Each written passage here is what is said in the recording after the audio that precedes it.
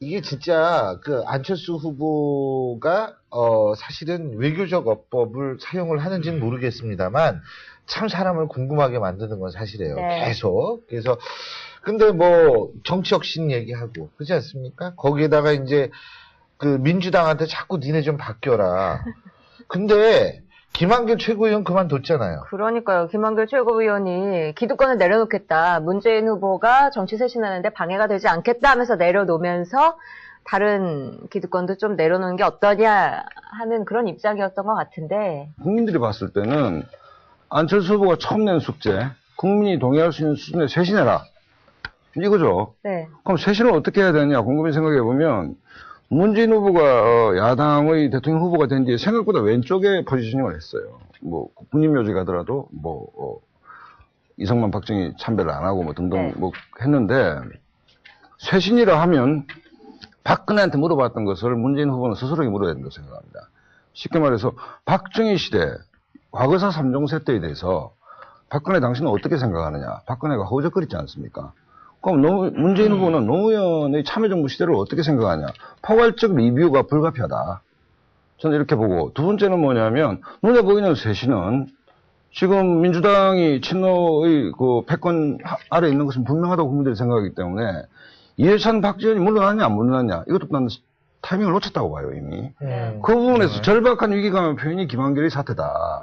기본적으로 충격을 주지 않았을 때 이 기득권 구조, 소위 담합 구조가 그대로 갈 수 있다. 그럼 간다면 단일화가 되더라도 질 수 있다. 라는 게 김한길의 문제의식이고 거기에 직구를 던졌다라고 생각하는데 그 부분에 대해서 그 민주당의 어떤 후보로서의 자존감 또 문재인의 길 뭐 이렇게 봤을 때 그런 정도의 쇄신 없는 단일화는 그야말로 선거공학적 단일화고 담합이다라고 비판받더라도 변명할 거리가 별로 없다. 그래서 문재인 후보에게 시간이 그렇게 많이 남아있는 것 같지는 않다. 그러니까 안철수에게 단일화를 하자고 압박하기 전에 최소한 그 당에 대해서 완벽히 주도권을 갖고 국민의 눈높이만큼 쇄신하는 모습을 보여야지만이 단일화를 할 수 있는 어떤 지렛대가 만들어진다라고 저는 생각합니다. 그 정치 쇄신의 그 단초는 역시 인적 쇄신으로부터 출발을 해야 될 겁니다. 근데 지금 이제 그 이선을 후퇴했다는 거 아닙니까? 이해찬 대표와 이제 박정원 원내대표가. 근데 현재 대표 원내대표가 가지고 있어요. 그리고 문 후보가 얘기했던 기득권을 내려놓겠다라고 얘기했는데 그 기득권을 내려놓는 게 과연 무엇인가? 그렇다면 일단 대표 원내대표가 사퇴하는 것부터 일단 출발이 돼야 되고 그리고 친노의 틀에 갇혀 있다라는 것은 다 그야말로 주지의 사실일 수 있어요. 그리고 바로 이제 그런 면에서 자유롭지 못한 면이고 그게 바로 문 후보가 해결해야 될 가장 커다란 지금 관건이거든요. 그런 면에서는 이해찬 대표와 박정원 대표가 사퇴해 주는 게 맞다고 보고 그 이유는 기본적으로 지역주의 호남 기득권의 어떤 상징성 같은 것들이 박정원 대표한테 있어요. 또 기득권, 친노의 기득권이라는 측면에서 패권주의라는 측면의 상징성을 가지고 있는 또 이해찬 대표 그러기 때문에 그 인물 두 사람이 엄청난 뭐 잘못 해서가 아니라 바로 그런 지역주의 정치, 기득권 정치, 패권 정치를 내려놓는다. 기득권 내려놓는다는 관점에서는 퇴진하는 것이 일단 단초를 여는 것이 되겠죠. 상징성이 있으니까. 그럼요. 그래서 그건 굉장히 중요하다고 해요. 단지 이제 문 후보로서는 딜레마가 있을 겁니다. 지금 단일화에서는 역시 표 계산이 중요할 텐데 충청과 호남의 표는 어떻게 할 건가? 야권 지지자들 중에서 그런 면에 생각을 안 할 수가 없을 것이고 또 하나는 조금 다른 관점의 얘기입니다만 이른바 이해찬, 박지원, 문 후보의 그 담합서 같은 것도 있었잖아요. 또 그 김한길 최고위원하고 당 대표 경선을 할 때 2박 담합서도 있었어요. 바로 이런 것들에 대해서 문 후보가 어떤 인간적인 빚 같은 것도 있을 겁니다. 어떤 거기 얹혀서 나름 어느 면에서는 경선에서 이긴 면도 있고 하기 때문에 그 딜레마를 과연 어떻게 해결할 것이나 이것이 바로 지금 문 후보가 해결해야 될 정치력인 것 같아요. 정치력의 처음 시험대에 봉착한 것이 아니라 생각을 합니다. 박지원 원내대표는요. 죄송해요. 괜찮아요. 박지원 원내대표는 좀 약간 거부 의사를 밝힌 것 같아요. 지금은 대선에 집중할 때다 했거든요. 그러니까 그 속마음이 어떨까요? 나도 그 얘기를 하려고 했는데 뭐냐면은 그 신문 기사를 보니까 뭐냐면 문재인 후보 측에서 그러니까 이해찬 대표나 박지원 원내대표가 못 나가게 하는 이유 중에 하나가 뭐냐면 이해찬 대표가 그만두면 차점전이 김한길 최고위원이 대표가 된다. 이거는 못 보겠다. 이 기사가 나왔었거든요. 사실은 뭐 신문에 그렇기 때문에 사실 근데 김한길 전 최고위원이죠. 그걸 알았을 거예요. 그러니까 자기가 던진 거죠. 그래, 나 이거 던졌으니까 나 대표 안 되거든? 그러니까 니네가 좀 제대로 해봐. 이런 의미였다라고 생각이 되는데. 네. 민주당의 가장 고질적인 문제는 뭐였냐면 의사결정 구조. 우리나라의 뭐 보수적 스타일 형태를 갖고 있는 정당이 다 그렇지만은 의사결정 구조가 집중되어 있다라는 겁니다. 그것이 국민의 참여를 막는 것이고 정당을 개방시킨 부분을 막는 거거든요. 결국 이해찬, 박지원 두 대표는 그런 의사결정 구조의 중심에 있었고, 그러니까 아무리 이선으로 후퇴했지라도 대부분의 국민들은 어떻게 생각하냐면 뒤에서 다 하는 거 아니야 이렇게 생각할 수 있다는 거고, 또 그렇게 하는지 안 하는지 제가 잘 모르겠습니다. 하여튼 간에 그런 측면에서 봤을 때 좀 아까 우리 박사님이 말씀하셨지만은 먼저 물러났어야 되는 게 맞는 거죠. 타이밍을 실기한 건 사실이고, 뭐 민주당의 그 새정치위원회에서 물러나라 하기 전에. 그런데 지금이라도 이 문제에 관련해서는 빨리 정리를 하는 것이 민주당 입장에서는 중요하죠. 왜 중요하냐면은 후보 단일화를 민주당에서 안 한다 그러면 3자 대결에서는 분명히 박근혜 후보한테 진다는 것이 민주당의 판단인 것이거든요. 그럴 경우에 안철수 후보 입장에서 봤을 때는 민주당이 변해야 된다는 것이죠. 정치개혁을 해야 된다. 그건 왜 그러냐면 안철수 후보가 나온 이유는 자신은 정치개혁을 하겠다고 나왔어요. 근데 민주당이 과거에 그런 어떤 패거리 정치 정당, 구태연한 정당의 모습들을 계속 가져가고 있고 인적 쇄신도 안 하고 한다면은 안철수 후보 입장에서 봤을 때는 그걸 같이 후보 단일화하기 상당히 부담스러운 것이죠. 왜? 자기 지지자층이 다 떨어져 나가니까. 대선에서도 후보 단일화 해도 이기기가 쉽지 않을 것이고요. 이쪽에서 입장에서 봤을 때는. 그런 측면에서 봤을 때는 민주당이 좀 더 빨리 그런 인적 쇄신들, 물론 문재인 후보가 자기한테 맡겨달라, 좀 시간을 달라, 그러니까 그 이해찬, 박지원 두 사람에 대한 어떤 개인적인 퍼스널리티가 공격하는 문제는 아니라고 봐요. 네. 새정치위에서 한 거는. 결국 그러한 논의 구조, 그런 논의 구조를 좀 바꿔야 된다. 여태까지 정치가 한두 명의 실력자 아니면 그 이너서클에 의해서 이렇게 해서 결정됐다는 것이 국민들이 싫어하고 혐오했다는 거 아닙니까? 그럼 그것이 가장 중요한 편하다. 그런 측면에서 봤을 때 이해찬, 박지원은 빨리 뒤로 물러나든지 옆으로 가든지 의사결정 구조에서 좀 바꿔놔야 된다. 그런 측면에서 후보 단일화도 훨씬 더 적극적으로 이루어졌을 것이다. 이런 것이 아무래도 그쪽에서 얘기가 아니겠냐. 그런 생각이 듭니다. 예. 저는 실기했다고 보지는 않고요. 아직 준결승까지 3주 남았고 또 결승까지 또 그 이후에 3주 남았는데 3주면 굉장히 긴 시간이라고 봐요. 10년 전에 야권 단일화, 정몽준 노무현 단일화 했던 시점이 11월 5일부터거든요. 지금 아직 11월 2일이죠, 오늘이. 아직도 좀 여유가 있는 겁니다. 그리고 그 당시에는 11월 27일이 후보 등록일이었어요. 네. 올해보다 이틀 늦었는데 이 단일화 협상은 좀 빨리 시작한 거고요.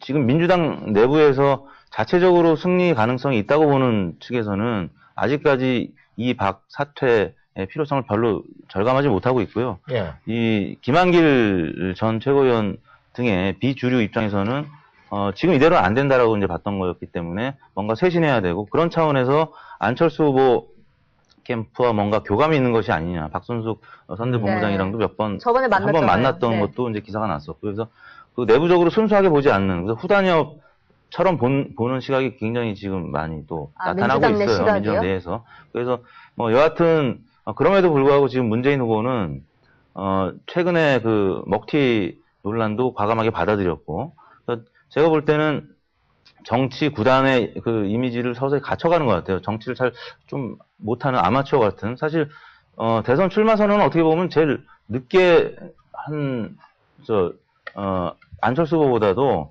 정치는 좀 늦게 하신 분이에요. 사실 어떻게 보면 거의 새 거거든요. 문재인 후보도.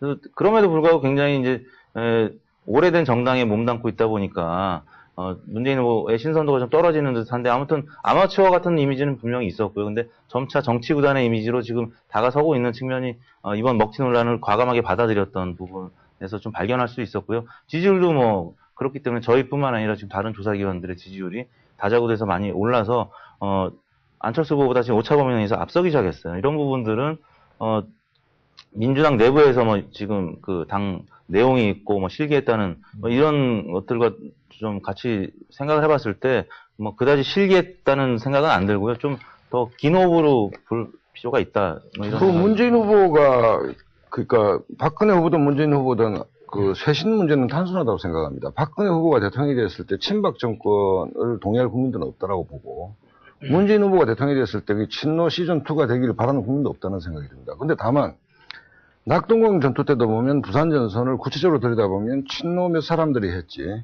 그 외 사람들이 소외돼 있었거든요. 그러니까 문재인 후보가 4월 총선에 정치판에 돌았다고 보면 그 이후에 친노한테 얹혀서 가고 있다라는 것은 뭐 누구나 다 아는 사실입니다. 그 후보가 됐으면 독자적으로 자기 브랜드를 만들고 당을 장악하고 또 국민들의 눈높이에 맞게끔 당을 변화시켜내야 되는데 그 부분에서 굉장히 미흡했던 것이죠. 그게 뭐 이렇게 문제가 되는데 어쨌든 뭐 쇄신이 별 게 아니고 문재인 당신이 대통령 됐을 때 친노래한테 안 쌓이고 당을 좀 국민 정당으로 만들어서 잘 하겠다라는 정도를 보여주는 것이 쇄신이라면 그렇게 하면 되는 것이죠. 친박들도 마찬가지고. 단일화가 2002년도에 11월 한 9일부터 시작됐다고 합니다. 그때 단일 협상이. 11월 날짜가 아까 저 왜냐 시청자들이 혹시 또 그러니까 노무현 캠프에서 11월 3일 날 제안을 했고 정몽준 캠프 정식 15일 날 받아들였어요. 네. 협상이 9일 날부터 시작돼가지고 22일 날 끝났다 그러니까 사실 시간적으로는 그렇게 촉박한 것도 아니에요. 그러니까 너무 이 단일화에 대해서 이게 일각에서는 단일화가 안 될지도 모르는 거 아니냐라는 우려가 나오는 건 뭐 상당히 당연할지 모르지만 시간 충분히 있는 거고. 아니, 그게 시간이 충분히 있는 게 아니죠. 그래서 잠깐. 그리고 또 하나는, 물론 이제 그 여러 가지 길조의 문제도 있죠. 문제는 이런 겁니다. 지금 그 과거에 단일화가 안 됐던 대표적인 사례가 87년도 민주화되고 난 다음에 첫 대통령 선거 13대 때요.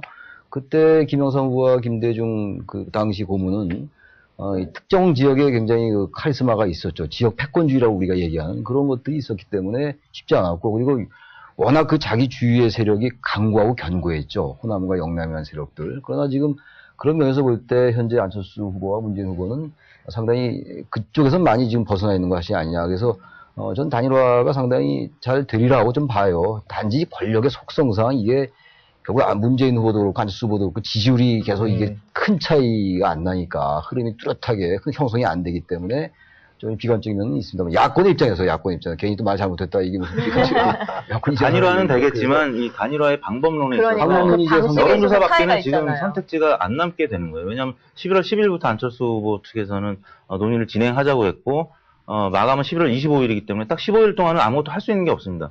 오차가 굉장히 많고 최근 들어서 뭐 들쭉날쭉 여론조사라고 해서 저희도 많이 욕을 먹고 있는데 결국 선택지가 여론조사밖에 안 남는다는 거죠. 단일화 내용도 더 중요하게 되는 거죠. 예를 들면 DJP 연합 같은 경우는 지역 간의 연합안이었습니다. 소외받는 지역, 전라도와 충청도. 그것이 이제 했던 것이고 노무현과 정몽준 같은 후보 간의 단일화였습니다. 가치가 틀리기 때문에 나중에 깨져버렸죠. 그런데 이번에 단일화 같은 경우도 마찬가지로 그냥 이벤트성이라든가 시기, 방법, 뭐 깜짝 쇼 이런 식의 단일화 한다면 당연히 국민들도 약간 의심의 눈초리를 볼 것이고 그리고 여당에서도 이건 야합이다 이렇게 공격이 들어갈 것입니다. 그래서 단일 효과가 별로 저는 없을 거라 보여지거든요. 그래서 어떤 정책이라든가 가치라든가 내용이라든가 그래서 어떻게 할 것이냐는 부분에 대해서 충분히 논의하면서 그 공통 분모를 가져가야 야권에서 봤을 때는 양쪽 지지자층 가져갈 수 있다. 이런 거죠. 제가 아까 말씀하셨으니까 거기에 대한 답변 드리면 뭐 일리가 있는 말씀이죠. 그런데 현재 지금 이제 김한길 최고위원이 사퇴를 했고 이제 그 이해찬 대표와 그 박정원 대표가 이제 사퇴를 할지 지금 두고 봐야죠. 네. 만약에 사퇴를 전격적으로 하게 되고 그래서 인적쇄신의 물꼬가 트이고 그래서 문 후보가 나름대로 당의 어떤 친노의 프레임을 벗어나는 모습을 보이면서 바로 그것이 이제 안 후보가 제기했던 정치쇄신과 국민의동이라는 어느 한쪽에 이제 부합하는 그리고 반응하는 화답하는 모양을 갖추면 이제 안 후보 측에서도 드디어 너희들이 이제 정치쇄신을 시작했구나라고 하면서 또 10일날 정치 공약을 발표한다는 거 아닙니까? 그러면 그 다음에 의외로 아까 말씀하신 가치와 정책을 공유하면서 또 다른 모델로 해가지고 꼭 우리가 알고 있는 그런 단일화의 방법 그러한 단계가 아니더라도 전격적으로 지금 양보의 모습을 갖출 수 있다는 거죠. 그런 가능성 속에서 그런 꼭 촉박하지만 않다. 물론 기본적으로 촉박하죠. 시간이 여러 가지 문제. 그러나 그것을 너무 비관적으로만 볼 것은 아니다. 아니 비관이고 낙관이고 간에 단일화라는 것은 아까 말한 플레이오프 경기 아닙니까? 그러니까 결승에 올라가는 그걸 뽑는데 에너지를 다 낭비를 하고 그럼 정작 중요한 것은 국민들이 선택해야 되는 박근혜냐 누구냐 박근혜냐 안철수냐 박근혜 문재인 1대1 대결 구도에 시간이 없다면 그야말로 그것은 국민의 손해이죠. 그래서 빨리 해야 된다니까. 빨리 해야 되는 게 맞죠. 당위적으로 당연히 빨리 해야 되는 건데 지금 현실적으로 이렇게 되고 있으니까 이게 만약 단일화가 되면은 지금 그걸 계속 판단하고 있는 거니까 3자 대결 구도를 계속 보고 있으니까 거의 사실은 박 후보 측에서 다른 얘기입니다만 거기 단일화해야지 TV 토론에 응한다는 것도 굉장히 공격한 거예요. 어차피 3자로 가고 있는 거 아닙니까? 알겠습니다. 자, 저희가 오늘도 이렇게 네 분 모시고서 얘기를 했는데 여러분들도 좀 많은 생각을 하셨기 바랍니다.